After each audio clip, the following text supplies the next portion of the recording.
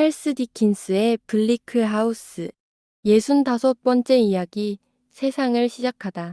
학기가 시작되었고 후견인은 켄지 씨에게서 소송이 이틀 후에 시작될 것이라는 암시를 받았습니다. 유언장에 대한 기대감이 커서 마음이 조급해져서 앨런과 저는 그날 아침 법정에 가기로 했습니다. 리처드는 극도로 불안해했고 병세가 여전히 정신적인 문제였지만 너무나 약하고 우울했기에 제 사랑하는 딸은 정말 부양받아야 할 절박한 상황이었습니다. 하지만 딸은 이제 얼마 남지 않은 시기에 자신에게 다가올 도움을 기대하며 결코 포기하지 않았습니다. 바로 웨스트민스터에서 그 사건이 터질 예정이었습니다. 감히 말하건대 그 사건은 전에도 100번은 일어났지만 지금이라도 어떤 결과를 가져올 수 있다는 생각을 덜칠 수 없었습니다.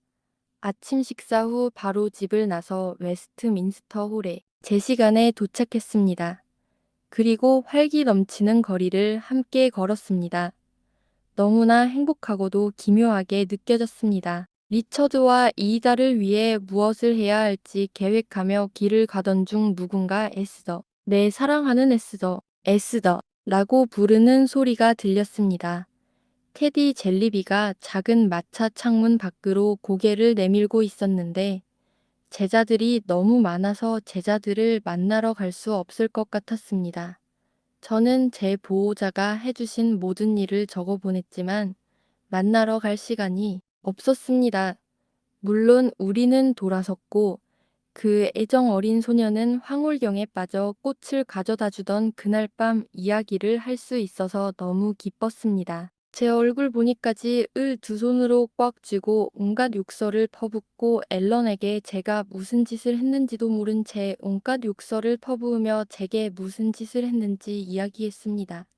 그래서 저는 어쩔 수 없이 작은 마차에 올라타서 그녀가 하고 싶은 말과 행동을 하도록 내버려 두고 그녀를 진정시켰습니다.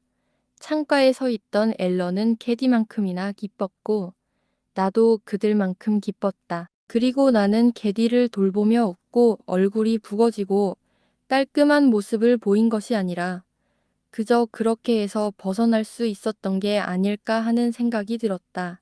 캐디는 우리가 보이는 한 항상 차창 밖으로 우리를 돌봐주었다. 이 일로 우리는 15분 정도 늦었고 웨스트민스터 홀에 도착해보니 그날의 업무가 이미 시작되어 있었습니다. 더 심각한 것은 대법원에 평소와 달리 사람들이 너무 많아서 문 앞까지 꽉 차서 안에서 무슨 일이 일어나는지 볼 수도 들을 수도 없었다는 것입니다. 뭔가 우스꽝스러워 보였습니다. 가끔씩 웃음소리와 조용히 라는 외침이 들려왔습니다. 흥미로운 일인 듯 모두가 서로 밀치고 다가가려고 애쓰고 있었습니다. 직업을 가진 신사들을 매우 즐겁게 하는 일인 듯 했습니다. 군중 바깥에는 가발과 구레나룻을 기른 젊은 고문들이 몇 명 있었는데 그중 한 명이 다른 고문들에게 이야기를 하자 그들은 주머니에 손을 넣고 웃음을 터뜨려 몸을 웅크리고 홀 안의 보도를 쿵쿵거리며 돌아다녔습니다. 옆에 있는 신사분께 무슨 일인지 아냐고 물었습니다. 그분은 제이어 앤디 와이시와 제이어 앤디 와이시라고 하셨습니다. 무슨 일이 벌어지고 있는지 아냐고 물었더니 정말 아냐고 아니 아무도 모른다고 했습니다. 하지만 그분이 아는 한 모든 게 끝났다고 했습니다. 오늘은 끝났어요. 라고 물었더니 아니요. 영원히 끝났어요. 라고 했습니다. 영원히 끝났어요. 이 믿을 수 없는 대답을 듣자 우리는 경이로움에 넋을 잃고 서로를 바라보았다. 유언장이 마침내 모든 것을 바로잡아 리처드와 에이다에게 부자가 될 수 있을까? 너무 좋아서 믿기 어려웠다. 하지만 아쉽게도 그것은 사실이었다. 우리의 긴장감은 잠시뿐이었다. 곧 군중 속에서 해산이 시작되었고 사람들이 벌겋게 달아오른 얼굴로 쏟아져 나와 악취를 풍겼다. 그럼에도 불구하고 그들은 모두 매우 즐거워했고 법정에서 나오는 사람들보다는 익살극이나 저글러에서 나오는 사람들 같았다. 우리는 비켜서서 혹시라도 누가 얼굴을 보든 지켜보았다. 그러자 곧 커다란 종이 뭉치가 나르기 시작했다. 자루에 든 뭉치. 어떤 자루에도 담기지 못할 만큼 큰 뭉치. 온갖 모양과 형태가 없는 엄청난 양의 종이 뭉치들이었다. 나르는 사람들은 비틀거리며 그 아래로 내려가서 일단은 홀의 보도에 던졌다. 어쨌든 그들은 더 많은 종이를 가져오러 돌아갔다. 심지어 그 서기들조차 웃고 있었다. 우리는 종이들을 흘어보았고 곳곳에 자른 다이스들이 있는 것을 보고 그들 가운데 서 있는 공무원처럼 보이는 사람에게 소송이 끝났냐고 물었다. 그는 네, 드디어 다 끝났어요. 라고 말하며 웃음을 터뜨렸다. 바로 그때 켄지 씨가 법정에서 정중한 품위로 나오는 것이 보였습니다. 그는 공손한 태도로 자신의 가방을 들고 있던 볼스 씨의 말을 경청하고 있었습니다. 볼스 씨는 우리를 가장 먼저 알아보았습니다. 서머슨 양입니다. 그가 말했습니다. 우드코트 씨도요. 아, 정말이에요. 네, 정말이에요. 켄지 씨가 세련된 예의를 갖춰 모자를 들어 올리며 말했다. 안녕하세요. 만나서 반갑습니다. 자른다이스 씨는 안 계세요. 아니요. 그는 거기에 온 적이 없다고 상기시켜 주었습니다. 정말로요? 켄지 씨가 대답했다. 그가 오늘 여기 계시지 않아서 다행입니다. 그의, 아니, 제 좋은 친구가 없는 동안 그의 불굴의 독선적인 의견은 어쩌면 더 강화되었을지도 모릅니다.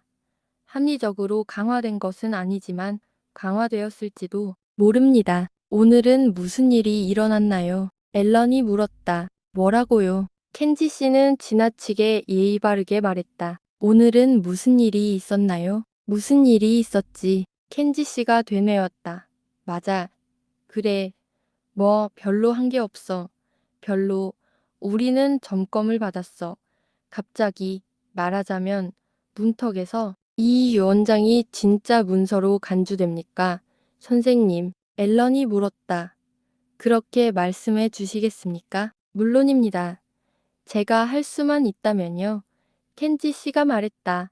하지만 저희는 아직 그 문제에 대해 다루지 않았습니다. 아직 다루지 않았습니다. 우리는 그 문제에 대해 아직 논의하지 않았습니다. 볼스 씨는 마치 자신의 낮은 내면의 목소리가 메아리인 듯이 반복했다. 우드코트 씨, 생각해 보세요. 켄지 씨가 은삽을 매끄럽고 설득력 있게 휘두르며 말했다. 이 사건은 위대한 사건이었고, 오랜 세월에 걸쳐 진행된 사건이었고, 복잡한 사건이었습니다. 자연다이스 사건은 형평법 집행의 기념비적인 사건으로 불릴만 합니다. 앨런은 그리고 인내심이 오랫동안 쌓여 있었어요. 라고 말했다. 정말 좋습니다. 선생님, 켄지 씨는 거만한 웃음을 지으며 대답했다.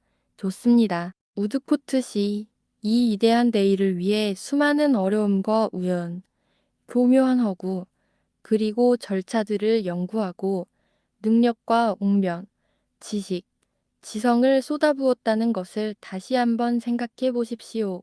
우드코트 씨, 높은 지성 말입니다.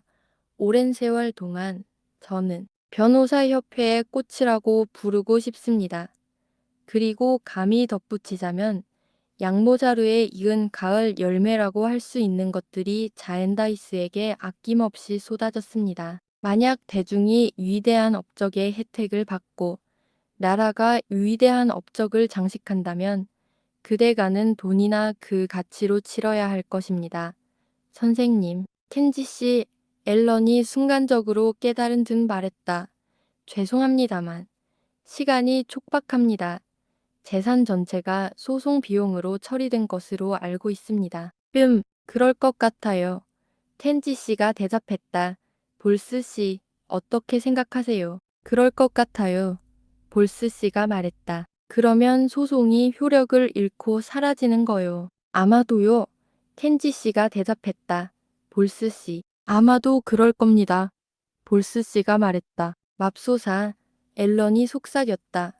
리차드의 가슴이 찢어질 거야. 그의 얼굴에는 엄청난 불안이 깃들어 있었고 그는 리차드를 너무나 잘 알고 있었으며 나 역시 그의 점진적인 쇠퇴를 너무나 많이 보았기 때문에 내 사랑하는 딸이 불길한 사랑의 전조로 나에게 한 말은 내 귀에 종소리처럼 들렸습니다. CC를 찾으신다면 선생님, 볼스 씨가 우리 뒤를 따라오며 말했다. 법정에 계실 겁니다. 거기서 좀 쉬게 해드렸습니다. 안녕하십니까? 선생님, 안녕하십니까? 서머슨 양. 그는 켄지 씨에게 서둘러 가방을 가져가기 전에 가방끈을 꼬며 천천히 나를 노려보았다. 그는 켄지 씨의 자애로운 그림자를 떠나기가 두려웠다. 그는 마치 의뢰인의 마지막 한 조각을 삼킨 듯 숨을 한 번 헐떡이며 검은색 단추를 채운 그의 불길한 모습은 홀 끝에 낮은 문으로 미끄러지듯 사라졌다. 사랑하는 내 사랑, 앨런이 말했다. 당신이 내게 준 임무는 잠시 내게 맡겨두세요. 이 정보를 가지고 집에 가서 예이단의 집으로 곧 오세요. 나는 그가 나를 마차에 태워가는 것을 허락하지 않고 지체 없이 리처드에게 가서 그가 원하는 대로 하라고 간청했다. 서둘러 집으로 돌아와 보호자를 만난 애가 돌아온 소식을 천천히 전했다. 작은 여자야. 그는 전혀 동요하지 않은 채 말했다. 어떤 조건으로든 소송을 처리한 것은 내가 기대했던 것보다 더 큰 축복이야. 하지만 내 불쌍한 어린 사촌들이여. 우리는 오전 내내 그들에 대해 이야기하며 어떻게 할 수 있을지 논의했습니다. 오후에 보호자는 저와 함께 사이먼즈 여관으로 걸어가 문 앞에 저를 남겨두고 갔습니다. 저는 위층으로 올라갔습니다. 사랑하는 딸이 제 발소리를 듣고 작은 복도로 나와 제 목을 껴안았습니다. 하지만 곧장 마음을 가다듬고 리처드가 저를 여러 번 찾았다고 말했습니다. 딸은 앨런인 리처드가 법정 구석에 마치 돌조각상처럼 앉아 있는 것을 발견했다고 말했습니다. 잠에서 깨어난 리처드는 마치 판사에게 사나운 목소리로 말하려는 듯 몸을 떨었습니다. 입에 피가 가득 차 있는 모습에 리처드는 멈춰섰고 앨런이 리처드를 집으로 데려왔습니다. 내가 들어왔을 때 그는 눈을 감고 소파에 누워 있었다. 테이블 위에는 보약이 놓여 있었고 방은 최대한 통풍이 잘 되도록 꾸며져 있었으며 어둡고 정돈되어 있었고 매우 조용했다. 앨런은 그의 뒤에 서서 그를 진지하게 지켜보고 있었다. 그의 얼굴은 혈색이 전혀 없어 보였고 그가 나를 보지 못하는 지금 나는 처음으로 그가 얼마나 지쳐 있는지 온전히 느낄 수 있었다. 하지만 그는 내가 오랫동안 봐왔던 그 어떤 모습보다 더 잘생겨 보였다. 나는 그의 옆에 말없이 앉았다. 그는 눈을 조금씩 뜨며 힘없는 목소리로 하지만 특유의 미소를 지으며 말했다. 더든 여사님, 키스해주세요. 여보. 그가 우울한 상태에서도 쾌활하고 앞날을 내다보는 모습을 보니 큰 위안이자 놀라움이었습니다. 그는 우리가 결혼할 예정이라는 사실에 말로 다 표현할 수 없을 만큼 행복해했다고 말했습니다. 남편은 그와 에이다에게 수호천사 같은 존재였고 그는 우리 둘을 축복하며 삶이 우리에게 줄 수 있는 모든 기쁨을 기원했습니다. 그가 남편의 손을 잡고 가슴에 안는 모습을 보니 제 가슴이 찢어지는 것 같았습니다. 우리는 가능한 한 미래에 대해 이야기했고 그는 몇 번이나 자기가 직접 일어설 수만 있다면 우리 결혼식에 꼭 참석해야 한다고 말했습니다. 예의자라면 어떻게든 그를 데려갈 거라고 그는 말했습니다. 그래, 물론이지. 사랑하는 리처드. 하지만 내 사랑하는 리처드가 이렇게 희망에 차서 고요하고 아름답게 그리고 곧 닥쳐올 도움을 받으며 대답하는 모습을 보니 나는 알았습니다. 정말 그가 너무 많이 말하는 건 좋지 않았고 그가 침묵하면 우리도 침묵했다. 나는 그의 옆에 앉아 사랑하는 사람을 위해 일하는 척했다. 그는 항상 내가 바쁘다고 농담하곤 했다. 에이자는 그의 베개에 기대어 그의 머리를 팔에 기대고 있었다. 그는 자주 졸았고 그를 보지 못하고 깨면 제일 먼저 우드코트는 어디 있지? 라고 물었다. 저녁이 되어 눈을 들어보니 작은 홀에 서 있는 보호자가 보였다. 누구세요? 더든 부인. 리처드가 물었다. 문은 그의 뒤에 있었지만 그는 내 얼굴을 보고 누군가 거기에 있다는 것을 알아챘다. 나는 앨런에게 조언을 구했고 그가 고개를 끄덕이자 네 라고 대답하자 리처드에게 몸을 숙여 말했다. 내 후견인은 지나간 일을 보고는 잠시 후 살며시 내 옆으로 와서 리처드의 손에 손을 얹었다. 오, 선생님, 리처드가 말했다. 선생님은 좋은 분이세요. 좋은 분이세요. 그리고 처음으로 울음을 터뜨렸다. 나의 보호자, 선한 사람의 모습 그대로. 그는 내 자리에 앉아 리차드의 손을 얹고 있었습니다. 사랑하는 릭, 그가 말했다. 구름이 걷히고 이제 밝아졌어. 이제 볼 수 있겠지. 우리 모두 좀 당황했었지. 릭, 뭐가 중요해? 잘 지내니? 얘야. 저는 매우 약합니다. 선생님, 하지만 앞으로 더 강해지기를 바랍니다. 세상을 시작해야 하니까요. 그렇습니다. 정말 잘 말씀하셨습니다. 나의 보호자가 소리쳤습니다. 이제 예전처럼 시작하지 않겠습니다. 리처드가 슬픈 미소를 지으며 말했다. 이제 교훈을 얻었습니다. 선생님, 힘든 교훈이었지만 제가 정말로 배웠다는 것을 확신하실 겁니다. 좋아요. 좋아요. 보호자가 그를 위로하며 말했습니다. 좋아요. 좋아요. 좋아요. 얘야, 생각해봤습니다. 선생님, 리처드가 말을 이었다. 세상에 그분들의 집만큼 보고 싶은 곳은 없을 겁니다. 더든 부인과 우드코트 씬의 집 말입니다. 제가 기운을 차리기 시작할 때 그곳으로 옮겨질 수만 있다면 그 어느 곳보다 빨리 나을 수 있을 것 같습니다. 왜? 나도 그렇게 생각해 왔어, 릭. 내 보호자가 말했다. 그리고 우리 꼬마 아가씨도 마찬가지야. 오늘 우리 아가씨랑 그 이야기를 하고 있었어. 아마 그녀의 남편도 반대하지 않을 거야. 어떻게 생각하니? 리차드는 미소를 지으며 소파 머리맡에 서 있는 그를 만지려고 팔을 들어 올렸다. 에이다에 대해서는 아무 말도 안 해요. 리처드가 말했다.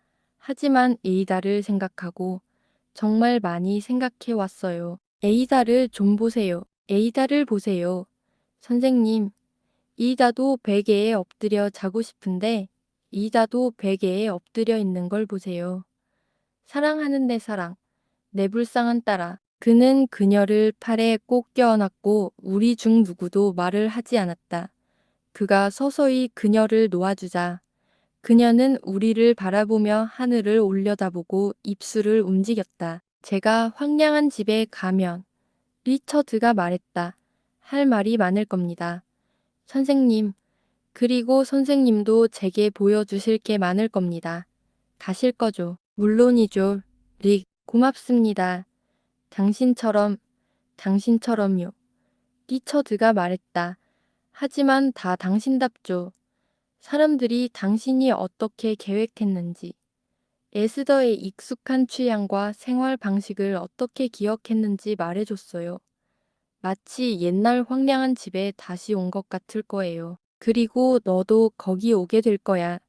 릭, 난 이제 혼자 사는 사람이니까 너도 알잖아.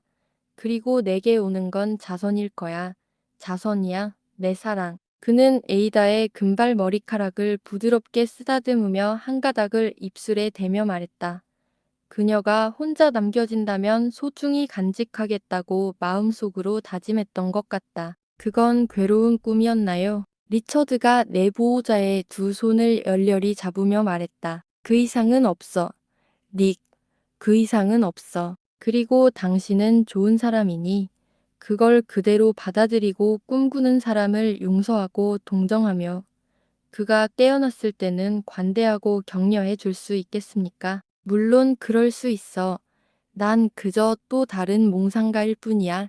릭, 세상을 시작할 건 나야. 리처드가 눈에 빛을 담아 말했다. 남편이 이이다에게 조금 더 가까이 다가갔고 그는 엄숙하게 손을 들어 보호자에게 경고하는 모습이 보였습니다. 언제 이곳을 떠나 옛날이 있는 그 아름다운 나라로 갈 수 있을까? 그곳에서 이이다께서 내게 어떤 존재였는지 이야기할 수 있는 힘을 얻고 내 수많은 잘못과 눈멀었던 기억을 더 올릴 수 있고 태어나지 않은 내 아이의 안내자가 될 준비를 할 수 있을까? 리처드가 말했다. 언제 갈 수 있을까? 릭, 내가 충분히 강해지면 내 보호자가 대답했다. 아다, 내 사랑. 그는 몸을 조금 일으키려고 했다. 앨런은 그녀가 그를 품에 안을 수 있도록 그를 들어 올렸는데 그것이 그가 원하는 바였다. 저는 당신께 많은 잘못을 저질렀습니다. 제 자신도요. 당신 앞길에 가련한 그림자처럼 떨어져 나갔고 당신을 가난과 고난에 시달리게 했으며 당신의 재산을 바람에 날려버렸습니다. 이다. 제가 세상을 시작하기 전에 이 모든 것을 용서해 주시겠습니까? 그녀가 몸을 숙여 키스하자 그의 얼굴에 미소가 번졌다. 그는 천천히 그녀의 가슴에 얼굴을 묻고 팔을 그녀의 목에 더 가까이 끌어안았다. 그리고 한 번의 흐느낌과 함께 세상이 시작되었다. 이 세상이 아니라, 이 세상이 아니라, 이 세상을 바로잡는 세상이 모든 것이 조용해지고 늦은 시간이 되었을 때 불쌍하고 미친 플라이트 씨가 울면서 나에게 와서 그녀의 새들에게 자유를 주었다고 말했습니다. 66번째 이야기 링컨셔에서 체스니 월드는 이처럼 변화된 시대에도 가족사의 일부처럼 침묵에 잠겨 있습니다. 레스터 경이 입을 열 수 있는 사람들에게 돈을 주어 침묵을 지키게 했다는 이야기가 있습니다. 하지만 그 이야기는 시시한 이야기일 뿐입니다. 힘없이 속삭이고 살금살금 기어다니는 이야기일 뿐. 그 속에 깃든 밝은 생명의 불꽃은 곧 꺼져버립니다. 아름다운 데들록 부인이 공원의 영묘에 안치되어 있다는 것은 확실합니다. 그곳의 나무들은 머리 위로 어둡게 아치를 이루고 밤이면 올빼미 울음소리가 숲을 울리는 소리가 들립니다. 하지만 그녀가 어디에서 집으로 돌아와 그 적막한 장소의 메아리 속에 묻혔는지 그리고 어떻게 죽었는지는 아직 베일에 쌓여 있습니다. 그녀의 옛 친구들 중 몇몇은 주로 복숭아빛뺨에 해골 같은 목을 가진 매력적인 남자들 사이에서 발견되었는데 그들은 마치 다른 모든 연인을 잃고 우물한 죽음에 유혹당하는 매력적인 남자들처럼 커다란 부채를 소름 끼치게 가지고 놀면서 가끔씩 이렇게 말하곤 했습니다. 마치 온 세상이 모였을 때 영묘에 안치된 데드락 가문의 제가 그녀의 동료들이 모독당하는 것에 결코 저항하지 않는 것이 이상하다고 말입니다. 하지만 이미 죽은 데드락 가문은 이를 매우 침착하게 받아들이고 있으며 이 일을 제기한 사람은 알려진 바가 없습니다. 고사리 덤불 사이로 나무들 사이로 굽이굽이 이어지는 이 외딴 곳에는 말발굽 소리가 가끔 들려온다. 그때 레스터 경이 보인다. 병약하고 허리가 굽었으며 거의 앞을 보지 못했지만 여전히 당당한 모습을 하고 있다. 그는 옆에 든든한 한 남자와 함께 말을 타고 있는데 그는 고삐를 꽉 잡고 있었다. 그들이 영묘 문 앞 어느 지점에 다다르자 레스터 경의 익숙한 말이 스스로 멈추고 모자를 벗고 잠시 멈춘 후 그들은 말을 타고 떠난다. 전쟁은 대담한 보이손에게 여전히 맹위를 덜치고 있습니다. 불확실한 간격을 두고 때로는 뜨겁게 때로는 차갑게 마치 흔들리는 불꽃처럼 깜빡거리고 있습니다. 사실 레스터 경이 잉컨셔로 완전히 내려왔을 때 보이손 씨는 자신의 통행권을 포기하고 레스터 경이 원하는 것은 무엇이든 하겠다는 명백한 의지를 보였습니다. 레스터 경은 이를 자신의 병이나 불행을 얕보는 행위로 여기고 극심한 분노를 표출했으며 이에 크게 분개했습니다. 결국 보이손 씨는 이웃을 되찾기 위해 노골적인 불법 행위를 저지를 수밖에 없었습니다. 마찬가지로 보이손 씨는 분쟁 중인 도로에 거대한 플래카드를 계속 게시하고 머리에 새를 얹고 자신의 집이라는 안식처에서 레스터 경을 맹렬히 비난합니다. 또한 옛날처럼 작은 교회에서 레스터 경의 존재를 전혀 모른다는 무미건조한 증언으로 레스터 경에게 반항합니다. 하지만 그가 오랜 원수에게 가장 맹렬하게 대할 때 사실은 가장 사려 깊은 사람이라는 소문이 돌고 레스터 경은 무자비한 위험 때문에 자신이 얼마나 마음이 아픈지 거의 알지 못한다고 합니다. 마찬가지로 그는 자신과 그의 적대자가 두 자매의 운명에서 얼마나 가까이 고통받았는지 거의 생각하지 않으며 이제 그것을 알고 있는 그의 적대자는 그에게 말할 사람이 아닙니다. 그래서 다툼은 두 사람 모두를 만족시키는 방향으로 이어집니다. 공원의 한 오두막집. 옛날 링컨셔에 물이 빠졌을 때 부인이 관리인의 아이를 보곤 했던 집이 보이는 그 오두막집에는 예전에 기병이었던 용감한 남자가 머물고 있다. 그의 옛 직업의 유물들이 벽에 걸려 있는데 이는 마구간에서 다리를 저는 작은 남자가 밝게 빛나기 위해 선택한 놀이이다. 그는 항상 마구간 문을 닫고 등자, 제갈, 연석, 마구 두목 등 마구간에서 윤이 나는 모든 것을 닦으며 마찰이 많은 삶을 살고 있다.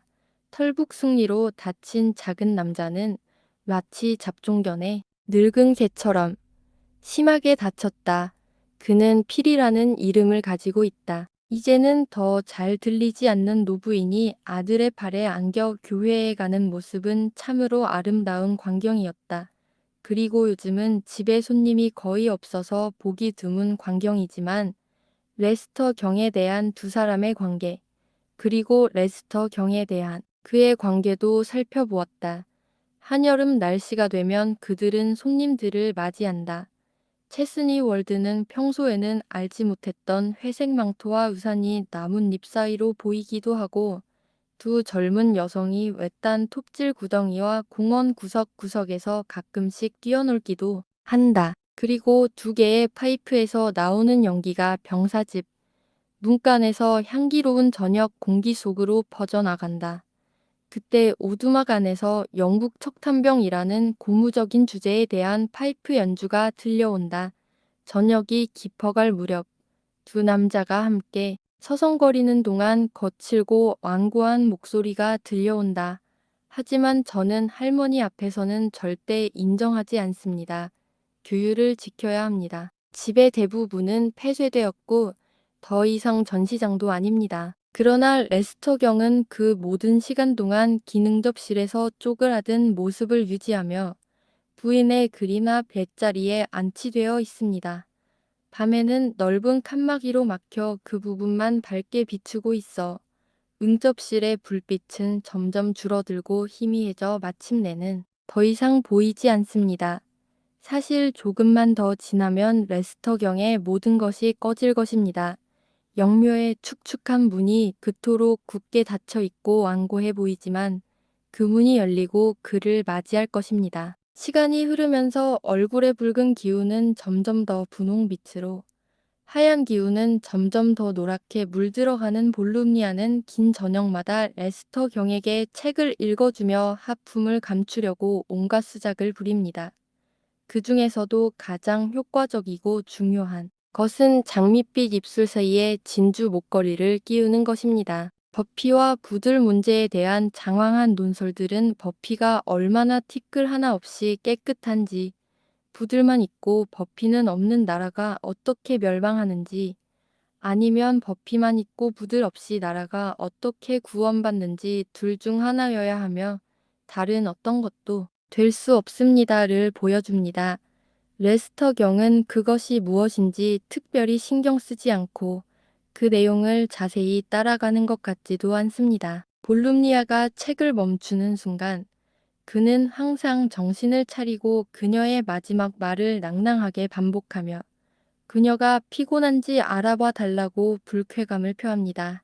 하지만 볼루미아는 새처럼 뛰어다니며 종이를 쪼아대던 중 친척에게 무슨 일이 일어날 경우에 대한 자기 자신의 메모를 발견했는데, 이는 방대한 독서에 대한 훌륭한 보상이자 지루함을 견뎌낼 수 있는 용이기도 합니다. 사촌들은 대체로 체스니 월드의 따분함에 다소 겁을 먹지만, 사격 시즌에는 농장에서 총소리가 들리고 몇몇 뿔뿔이 흩어져 있던 매질꾼과 관리인들이 옛 약속 장소에서 우울한 사촌 두세 명을 기다리는 동안 조금은 익숙해진다. 쇠약해진 사촌은 그곳의 황량함에 더욱 쇠약해져 총이 없는 시간에는 소파 베개에 누워 참회하며 신음하며, 그런 낡고 지저분한 감옥은 더 이상은 말할 것도 없고 영원히 없어야 한다고 항의한다. 링컨셔의 이 변화된 모습 속에서 볼루니아에게 유일하게 중요한 순간은 드물고도 멀리 떨어져 있는 카운티나 국가를 위해 공개 무도회를 빛내야 할 때뿐이다. 그러면 지친 실프가 요정의 모습으로 나타나 사촌의 호위를 받으며 기쁨에 차서 14마일이나 떨어진 낡고 지친 회의실로 향한다.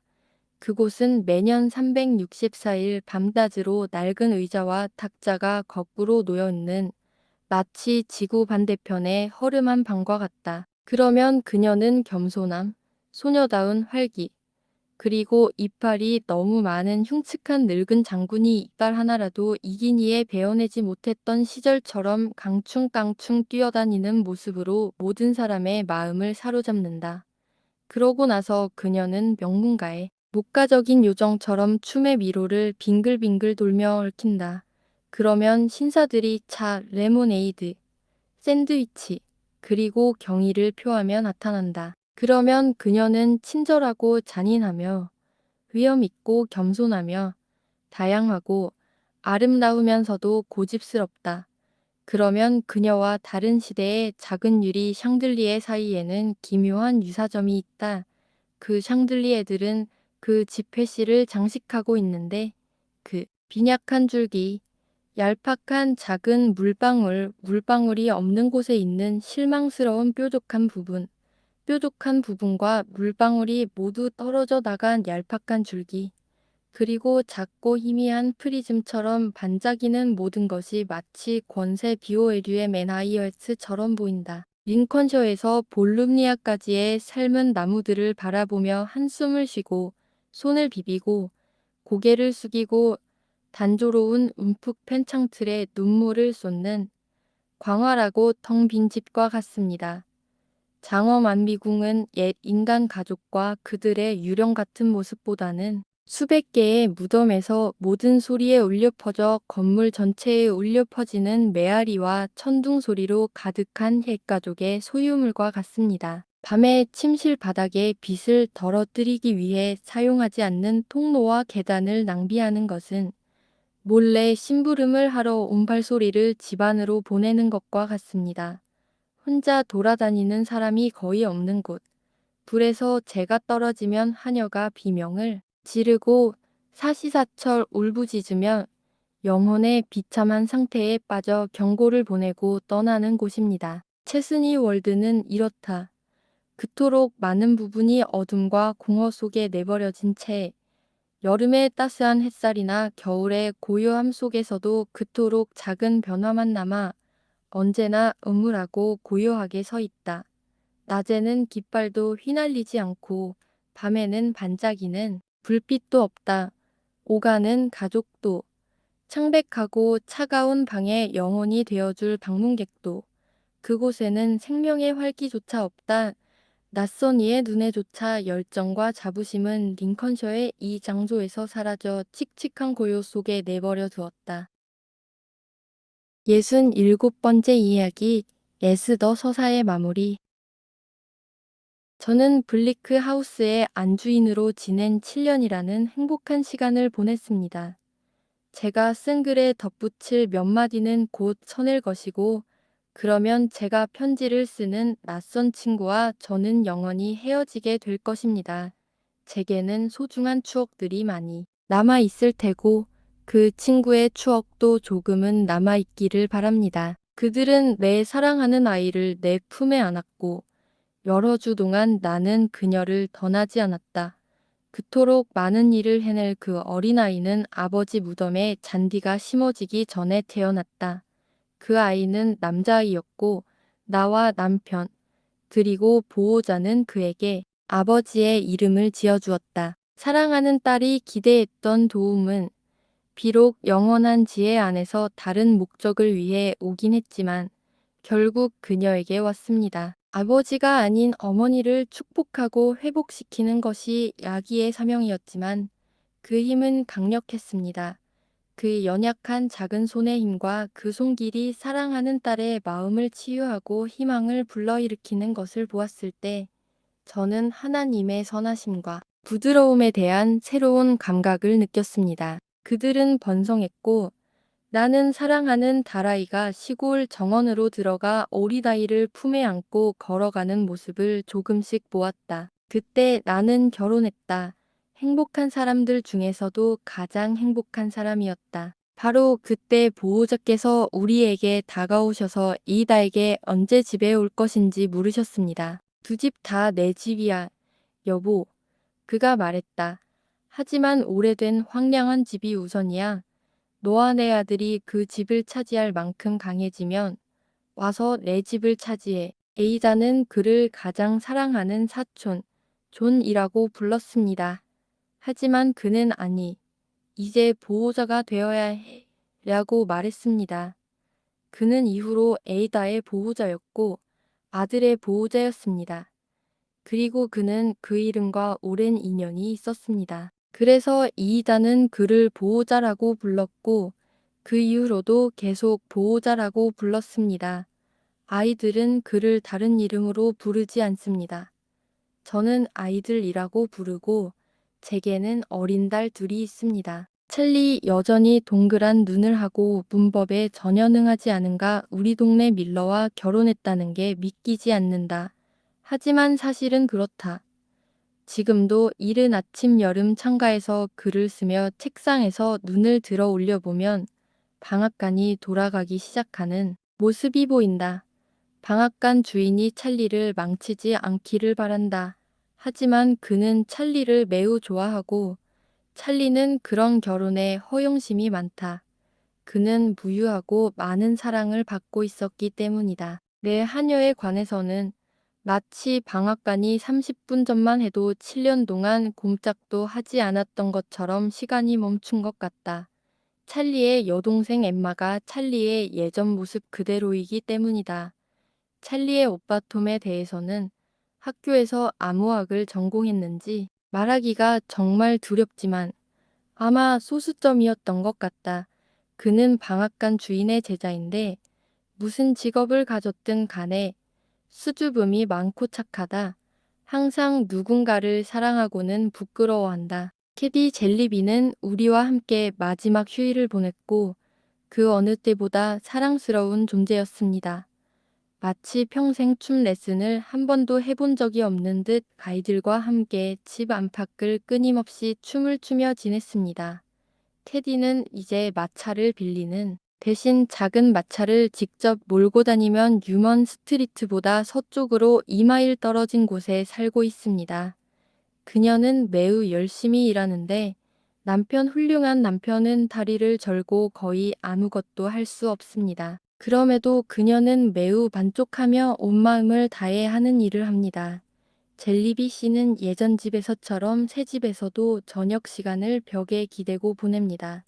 젤리비 부인은 딸의 비열한 결혼 생활과 자신의 일에 대해 큰 굴욕감을 느꼈다고 들었는데 시간이 지나면서 극복했기를 바랍니다.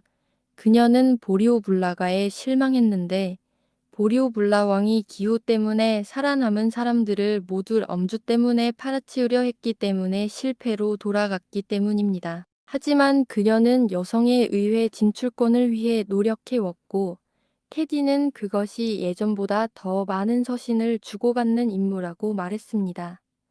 저는 캐디의 불쌍한 어린 딸을 거의 잊고 있었습니다. 지금은 그렇게 크지는 않지만 귀가 먹고 벙어리입니다. 저는 캐디보다 더 나은 어머니는 없다고 생각합니다. 그녀는 짧은 여가 시간에 A의 고통을 달래기 위해 수많은 귀머거리와 벙어리 기술을 배웁니다. 캐디와 영원히 헤어지지 않을 것처럼 피피와 터비드롭 노인이 생각납니다. 피피는 세관에서 아주 잘 지내고 있습니다. 터비드롭 노인은 몹시 화가 나 있었지만 여전히 마을에서 특유의 품행을 보이고 옛날 방식을 즐기며 여전히 옛날 방식을 믿고 있습니다. 그는 피피를 끊임없이 후원하고 있으며 그의 탈의실에는 피피에게 애장품인 프랑스 시계를 물려주었다고 합니다. 하지만 그 시계는 그의 소유물이 아닙니다. 집에서 모은 첫 돈으로 보호자를 위해 작은 으르렁거리는 소리를 내어 예쁜 집을 더욱 돋보이게 했습니다. 보호자가 다음에 우리를 보러 오셨을 때 우리는 아주 화려하게 그 집을 개장했습니다. 이 모든 것을 가볍게 쓰려고 노력하는데 마음이 너무 꽉 차서 끝을 향해 나아가고 있기 때문입니다. 하지만 보호자에 대해 쓰다 보면 눈물이 앞을 가릴 것입니다. 나는 그를 쳐다보지 않지만 우리의 불쌍한 리처드가 그를 좋은 사람이라고 부르는 소리가 들린다. 에이다와 그녀의 예쁜 아들에게 그는 가장 다정한 아버지다. 나에게 그는 언제나 그랬듯이 그 이름을 어떻게 지을 수 있을까? 그는 남편의 가장 친한 친구이자 가장 소중한 친구이며 우리 아이들의 가장 사랑하는 아이이고 우리의 가장 깊은 사랑과 존경의 대상이다. 하지만 나는 그를 우월한 존재처럼 여기지만 그와 너무 친숙하고 편안해서 나 자신에 대해 거의 의문을 품는다. 나는 내 옛 이름을 결코 잃지 않았고 그도 자신의 이름을 잃지 않았다. 그가 우리와 함께 있을 때 나는 그의 옆에 있는 내 의자가 아닌 다른 자리에 앉은 적이 없다. 데임 트롯, 데임 더든, 리틀 우먼 모두 예전과 똑같다.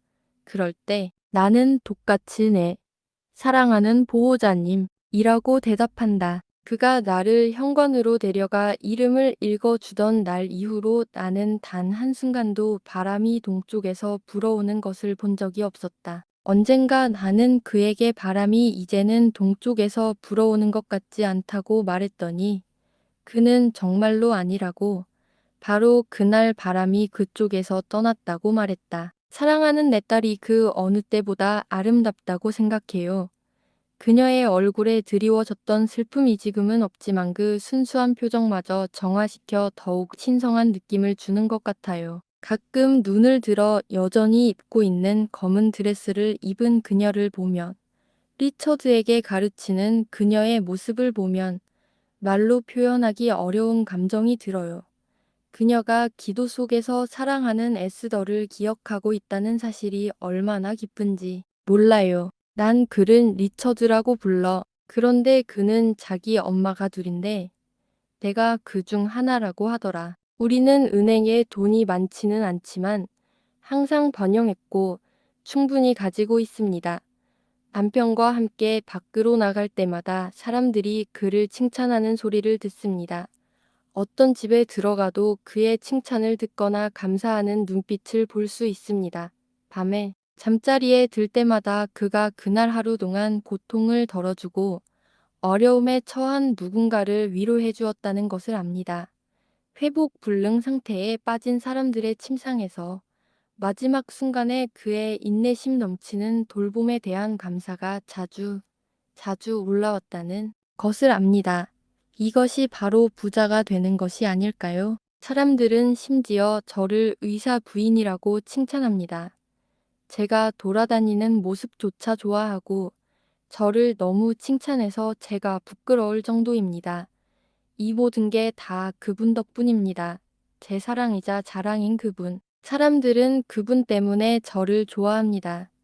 제가 인생에서 하는 모든 일을 그분을 위해 하듯이요. 이틀 전 밤, 내일 태어날 사랑하는 딸과 보호자, 그리고 어린 리처드를 위해 분주히 준비하고 나서 앨런이 집에 돌아왔을 때 하필이면 그 소중한 추억의 현관에 앉아 있었습니다. 앨런이 내 소중한 딸아, 여기서 뭐 하는 거야? 라고 물었고 저는 앨런, 달빛이 너무 밝게 빛나고 밤이 너무 달콤해서 여기 앉아서 생각을 많이 하고 있었어. 라고 대답했습니다. 무슨 생각을 하고 있었니, 자기야? 그때 앨런이 물었다. 정말 호기심이 많으시네요. 내가 말했다. 말하기가 좀 부끄럽지만 꼭 말씀드릴게요. 예전 제 모습이 생각나서요. 어떤 모습이었는지. 그럼 당신은 그 사람들에 대해 무슨 생각을 하고 있었나요? 바쁜 벌이요. 앨런이 말했다. 내가 그들을 붙잡아 두었다 하더라도 당신이 나를 더 잘 사랑할 수 있다는 건 불가능하다고 생각해 왔어요. 그럴 수도 있었겠지. 앨런이 웃으며 말했다. 물론 그렇죠. 사랑하는 더든 여사님. 앨런이 내 팔을 잡아당기며 말했다. 거울을 들여다보신 적이 있나요? 내가 그러는 걸 알잖아요. 내가 그러는 걸 보셨잖아요. 그리고 당신은 예전보다 더 예쁘다는 걸 모르세요. 저는 그 사실을 몰랐습니다. 지금도 알고 있는지 잘 모르겠습니다. 하지만 제 사랑하는 작은 애완동물들이 정말 예쁘고 제 인이 정말 아름답다는 것, 제 남편이 정말 잘생겼다는 것, 제 보호자는 세상에서 가장 밝고 자애로운 얼굴을 하고 있다는 것, 그리고 제게 아름다움이 별로 없어도 그들이 잘 어울린다는 것은 알고 있습니다. 설령 그렇다 하더라도 말입니다.